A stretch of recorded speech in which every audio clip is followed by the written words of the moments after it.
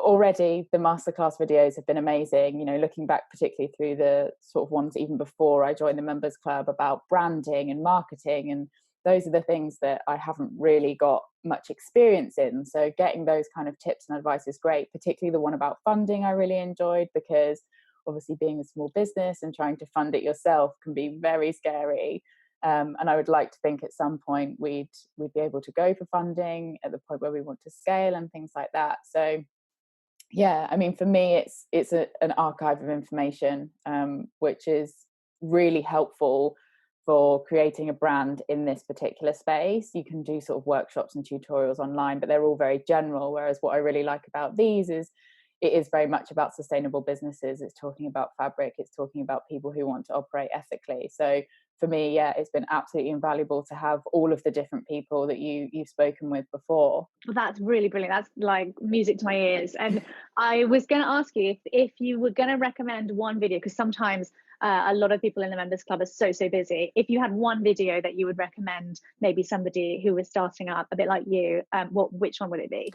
I would say between two of them, the series that you did on PR and marketing, which is great. There were some really useful tips and tricks in there for me, because particularly if you've not got much time or much money, being able to work on which channels you should be going for and the experimentation stuff, I would definitely recommend that one. That's one I've already started trying to employ the tips from. The other one I really enjoyed was your interview with Lizelle, because I really think that if you're looking even for a small business, the culture and the people that you work with is really important. I really loved everything she was saying about how much attention she pays to new people and sort of fostering a culture that really the brand reflects, which I think my experience in the past of working in a couple of different businesses, I've had managers who maybe weren't quite as attentive as they needed to be. I've been in situations where I've lacked training, and I think that fostering your people is something that hopefully when we eventually manage to expand and take on some people, that for me is the way you keep good people. Yeah, that's right. And I suppose if there is a really great example of a woman who's made it in that industry, I mean, it's got to be Lizelle, right? So yeah, not a bad person to take some tips from as well when you launching your brand. So actually, I'd love to finally end on some, I really like to kind of finish up with some words of wisdom. So if you had maybe 3 pieces of advice you'd give to other lifestyle brands who are also just starting out. Okay, you've put me on the spot here. Firstly, I would say be you, because particularly with the marketing things, I found if you try and fake it and put a face on the brand that isn't you and your personality, people don't buy into it as well. What people buy is you and your transparency and how much knowledge you provide them with.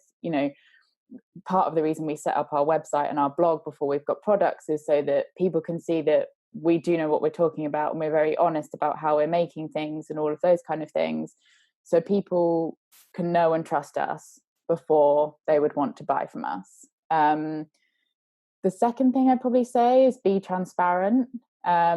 We've had a few hiccups along the way with our formulations, and I know that a couple of brands in this niche have sort of come into a few errors with suppliers and things like that. But both of the examples that I sort of bring to mind have been completely open with their customers, saying, we've made this mistake, we're working to fix it. And I think people really appreciate seeing what's going on. We're all human, we in the convoluted supply chains of the world. I mean, even for us sourcing ingredients, we don't actually always know exactly who plucked it from a plant somewhere in Africa. So I think it's to be completely open and honest about everything you're doing, where your things come from, and how your company operates is really important. And then I think finally, probably just to try and enjoy it. It can be really stressful, and it always feels like there's loads going on, and you wake up first thing in the morning and you think, oh, I need to fix this word on this blog or something like that. And I think when you're a small company, those things are going to pile on top of you. But as long as you keep reminding yourself that you're doing something you love, you're doing really good things for people on the planet, just try to enjoy what you're doing. Oh, those are amazing tips. Just, yeah, those are great. So thank you so, so much. That's been absolutely wonderful and really inspiring. And yeah, it's been an absolute pleasure to talk to you. And I can't wait to see what happens and where the business goes next. Really, really excited. Thank you so much.